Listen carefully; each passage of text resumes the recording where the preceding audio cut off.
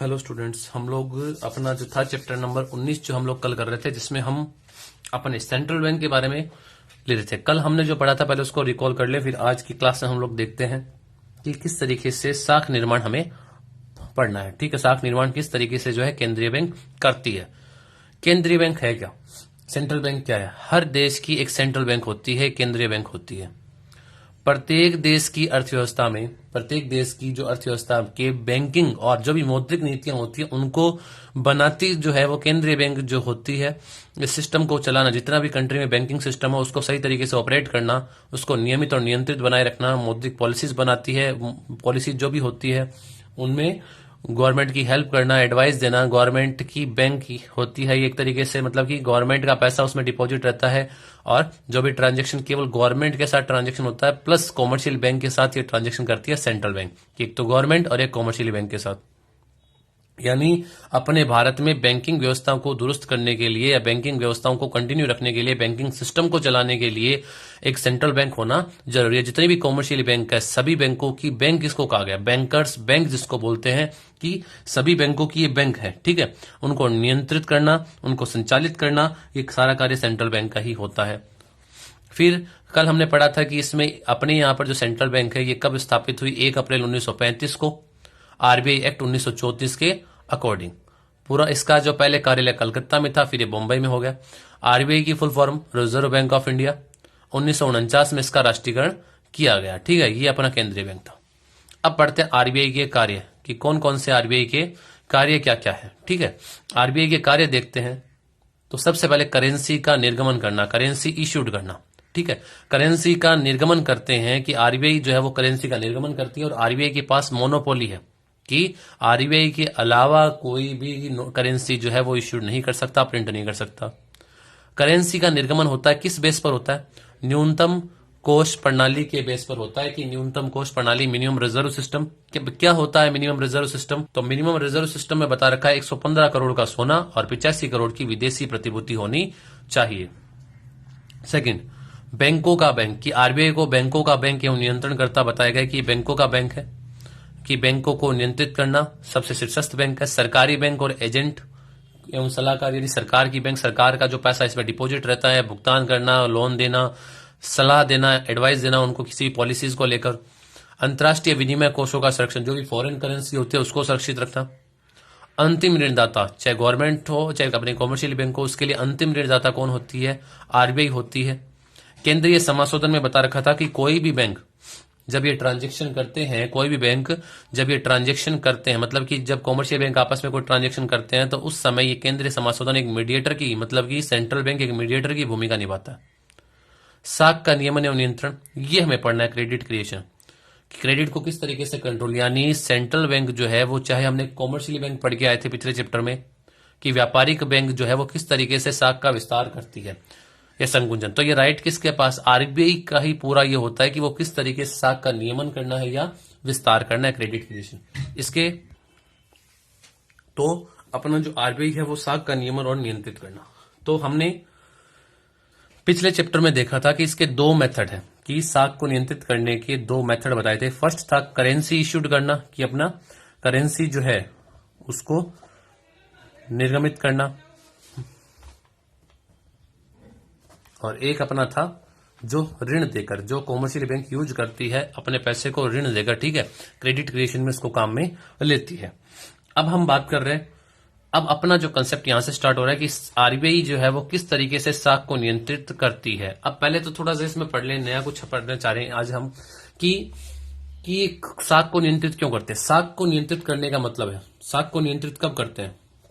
साख को, आप साख का मतलब समझना ये है क्या, साख को नियंत्रित कब करते हैं, साख को कंट्रोल कब करेंगे, क्रेडिट को कंट्रोल कब करेंगे।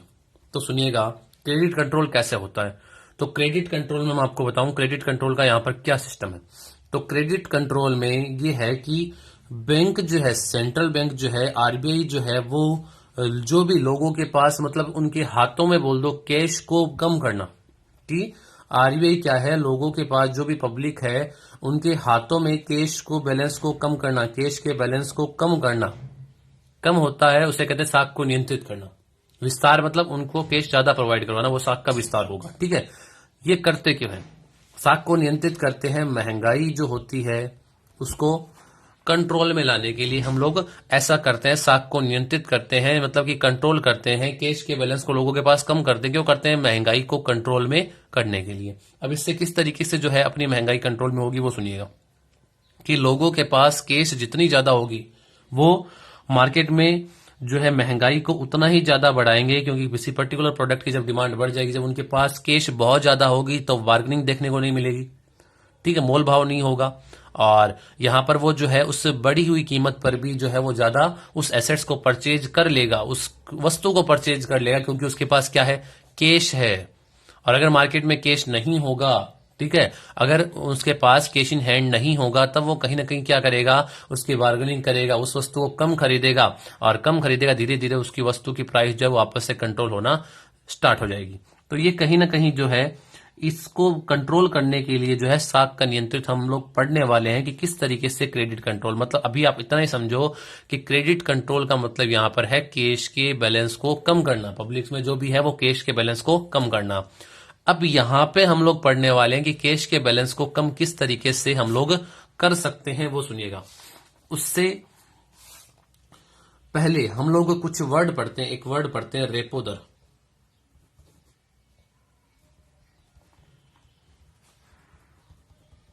उससे पहले पढ़ते हैं रेपो रेट, ठीक है, रेपो रेट, रेपो दर जिसको बोलते हैं रेपो दर। ये रेपो रेट होती क्या है तो सुनिएगा, रेपो रेट क्या है?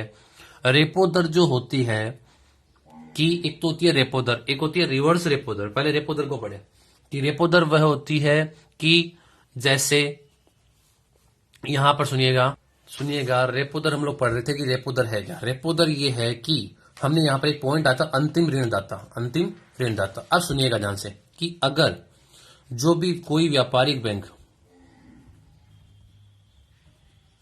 व्यापारिक बैंक को अगर अल्पकाल के लिए अल्पकालीन ऋण चाहिए, तो वो अंतिम ऋणदाता कौन है? बैंक। तो वो बैंक से, मतलब कि व्यापारिक बैंक किससे ऋण ले सकती है? वो ले सकती है आरबीआई से, वो आरबीआई से लोन ले सकती है। तो रेपो दर वह दर कहलाती है जिस दर पर व्यापारिक बैंक आरबीआई से अल्पकाल के लिए लोन लेती है, उस इंटरेस्ट की रेट को हम लोग बोलते हैं रेपो दर। कि कितना ब्याज चुकाएगी उस दर को हम लोग बोलते हैं रेपो दर। आई बात सुने, उसको बोलेंगे रेपो दर, ये कहलाती है रेपो रेट, ठीक है। अब यहां पर सुनिएगा, ये तो रेपो रेट है कि आरबीआई, व्यापारिक बैंक आरबीआई को चुकाएगी ब्याज, तो जिस दर से ब्याज, मतलब जिस दर से वो ब्याज चुकाती है उस रेट को हम लोग बोलते हैं रेपो रेट। तो व्यापारिक बैंक को अगर अल्पकाल के लिए पैसा चाहिए तो वो किससे लेगी? आरबीआई से पैसा लेती है, आरबीआई से लोन लेगी, ऋण लेगी, और उसके बदले में क्या देगी? उसके बदले में ब्याज का भुगतान करेगी। तो ब्याज का भुगतान जिस दर से होता है उस दर को हम लोग बोलते हैं रेपो रेट। क्लियर? अब चलते हैं नेक्स्ट, सेकंड इसमें है रिवर्स रेपो रेट। सेकंड है रिवर्स रेपो रेट, ठीक है। रिवर्स रेपो रेट की बात करें, रिवर्स रेपो रेट, अब ये सुनिएगा रिवर्स रेपो रेट क्या है या रिवर्स रेपो दर क्या है। सुनिएगा कि यहां पर तो क्या था कि कॉमर्शियली बैंक को ऋण चाहिए तो वो किससे ले सकते हैं? आरबीआई से। अब काफी बार आरबीआई को भी जो है वो पैसा अगर चाहिए, ठीक है, ये गवर्नमेंट की कोई पॉलिसी है उसको संचालित करने के लिए, गवर्नमेंट को ऋण देने के लिए, जो भी, अगर आरबीआई को पैसा चाहिए ना तो आरबीआई भी ऋण लेती है। और आरबीआई किससे लेगी? व्यापारिक बैंक से। यानी मैं आपको कहूं कि अगर आरबीआई को ऋण की आवश्यकता हो, अगर आरबीआई को ऋण की आवश्यकता हो तो आरबीआई किससे ऋण ले सकती है? वो आरबीआई जो है उन कॉमर्शियली बैंकों से, व्यापारिक बैंकों से लोन ले सकती है। मतलब आरबीआई जो है वो किससे ऋण लेगी? व्यापारिक बैंकों से क्या लेगी? ऋण लेती है, व्यापारिक बैंकों से ऋण लेती है, और इसके बदले में जिस दर से वो व्यापारिक बैंकों को ब्याज का भुगतान करती है उस दर को बोलते हैं रिवर्स रेपो दर। शॉर्ट में कहूं कि अगर व्यापारिक बैंक जब लोन लेती है तो व्यापारिक बैंक जिस दर से आरबीआई को ब्याज चुकाएगी उसे तो कहते हैं रेपो दर। अगर आरबीआई लोन लेती है किससे? व्यापारिक बैंकों से, तो आरबीआई जिस दर से ब्याज चुकाती है व्यापारिक बैंकों को उसे बोलते हैं रिवर्स रेपो दर। बात क्लियर? अब एक इसमें और आता है, 4 वर्ड हम लोग अभी पढ़ लें। थर्ड हम लोग पढ़ते हैं नगद कोषानुपात, कैश रिजर्व रेशो, सीआरआर जिसको बोलते हैं नगद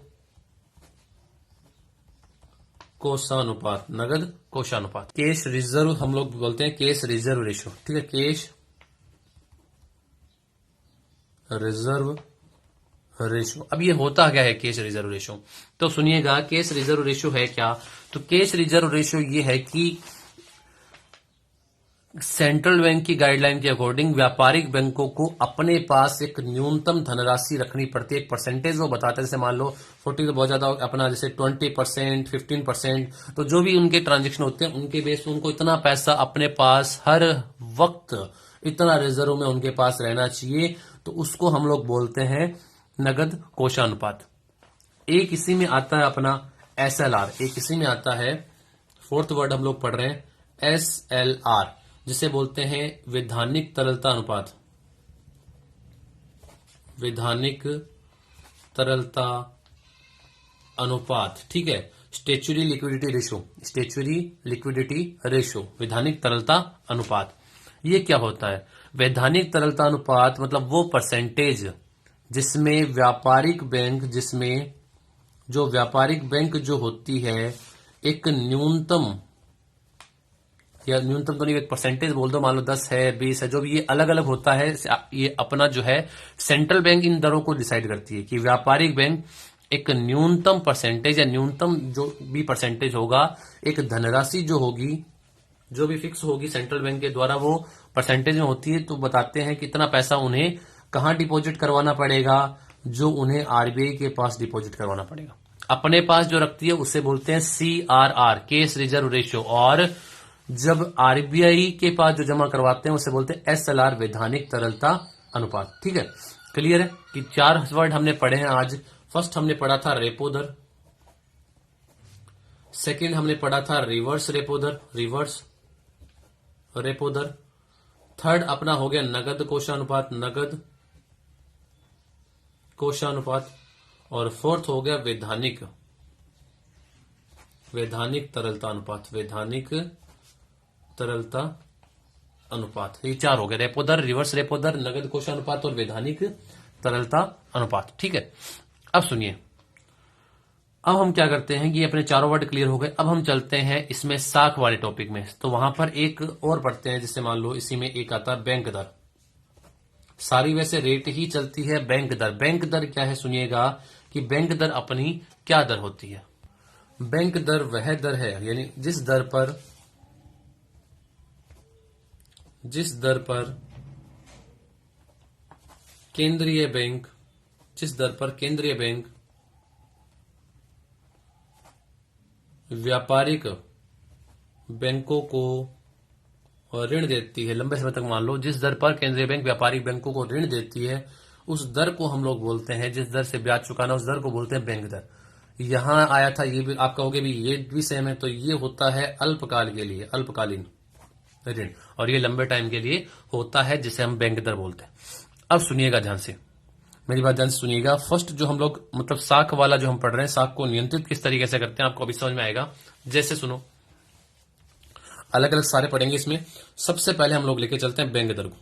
फर्स्ट बताऊंगा 2 मेथड है इसके, दोनों को हम एक्सप्लेन भी करेंगे। सबसे पहले बैंक दर को हम लोग लेके चलते हैं। तो मेरी बात ध्यान से सुनिएगा कि अब कॉमर्शियल बैंक, जो व्यापारिक बैंक जो है, वो ऋण क्यों लेगी, वो ऋण क्यों लेती है आरबीआई से? वो आरबीआई से ऋण क्यों लेगी? वो आरबीआई से ऋण लेती है अपनी साख का विस्तार करने के लिए, अपनी साख का विस्तार करने के लिए वो क्या करते हैं? लोन लेते हैं। अब सुनिएगा ध्यान से कि साख को नियंत्रित किस तरीके से करते हैं। सेंट्रल बैंक जो थी, आरबीआई ने ब्याज की जो बैंक दर जिसको बोलते हैं, बैंक दर डिसाइड कर रखी है 10%, ठीक है, 10% थी। उस समय क्या होता था कि इस दर से व्यापारिक बैंक लोन लेते थे, इस दर से व्यापारिक बैंक जो थी वो ऋण लेते थे, और उस पैसे को क्या करते थे? अपने इस ऋण को आगे देते थे अपने ग्राहकों को, जो भी उसके ग्राहक कस्टमर है उनको, जिनको नीड थी ऋण की, उनको ऋण देते थे। जैसे मान लो 10 है, उनको दिया 15% से, 10 इसको चुका देंगे और 5% इनका क्या हो गया, वो जो ब्याज है वो इनकी इनकम हो गई, इनका प्रॉफिट हो गया। ठीक है, इस तरीके से वो साख का विस्तार करती है और प्रॉफिट कमाती है। अब चलते हैं इसमें, सुनिएगा ध्यान से। साख को नियंत्रित करना है। साख को नियंत्रित मतलब जब ब्याज दर कम होगी तो हर कस्टमर कहीं ना कहीं लोन ले लेगा, और जब लोन ले लेगा तो उनके पास कैश का बैलेंस बढ़ जाएगा, और कैश का बैलेंस अगर उनके पास बढ़ जाता है तो वो महंगाई को बढ़ाएंगे, बार्गेनिंग नहीं होगी, वस्तुओं की डिमांड को बढ़ा देंगे, और जिससे कारण उनकी कीमतें जो है वो बढ़ जाएगी। अब सुनिएगा यहां पर कि अब इसमें देखिएगा कि अगर क्या करती है आरबीआई इस दर को बढ़ा दे, आरबीआई बोल दे हमने इसको कर दिया 30%, आरबीआई बोल दे हमने बैंक दर को कर दिया 30%।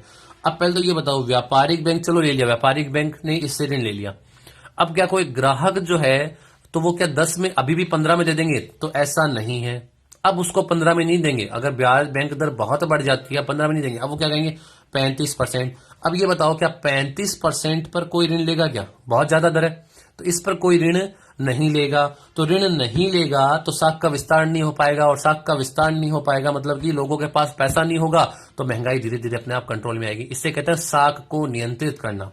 तो फर्स्ट बस आपको कहोगे इसमें तो 2 ही लाइन इंपॉर्टेंट है, तो बिल्कुल इसमें 2 ही लाइन इंपॉर्टेंट है। एक तो ये कि अगर साख को नियंत्रित करना, बस ये कंसेप्ट आपको समझना है, साख को अगर नियंत्रित करना हो तो क्या कर देंगे, बैंक दर जो है, साख को नियंत्रित करना हो तो बैंक दर को हम लोग क्या करेंगे, बढ़ा देंगे। आरबीआई क्या करती है, बैंक दर को बढ़ा देती है। साख को नियंत्रित करना हो तो बैंक की दर को क्या कर देते हैं, बढ़ा देते हैं, जिससे बढ़ी हुई दर पर व्यापारिक बैंक ऋण नहीं ले पाती और वो आगे अपने कस्टमर को ऋण नहीं दे पाती। और साख का विस्तार करना हो, साख का विस्तार करना हो तब क्या करते हैं, तब वो बैंक दर को घटा देते हैं। साख का विस्तार करना हो उस समय बैंक दर को वो घटा देते हैं, जिससे घटी हुई दर पर वापस लोग जो है उसको लोन ज्यादा से ज्यादा ले पाते हैं और अपना क्रेडिट क्रिएशन, अपना उस पैसे को यूटिलाइज वो करते हैं। ठीक है, तो अभी हम लोग बात कर रहे हैं कि सेंट्रल बैंक के यहां पर जो व्यापार अपना केंद्रीय बैंक है, केंद्रीय बैंक जो है आरबीआई जो है, वो साख को नियंत्रित करने के लिए, साख को नियंत्रित करने के लिए यहां पर 2 मेथड बता रखे हैं, 2 मेथड बता रखे हैं। फर्स्ट मेथड है मात्रात्मक उपाय, फर्स्ट मेथड है इसमें मात्रात्मक उपाय, और सेकंड मेथड है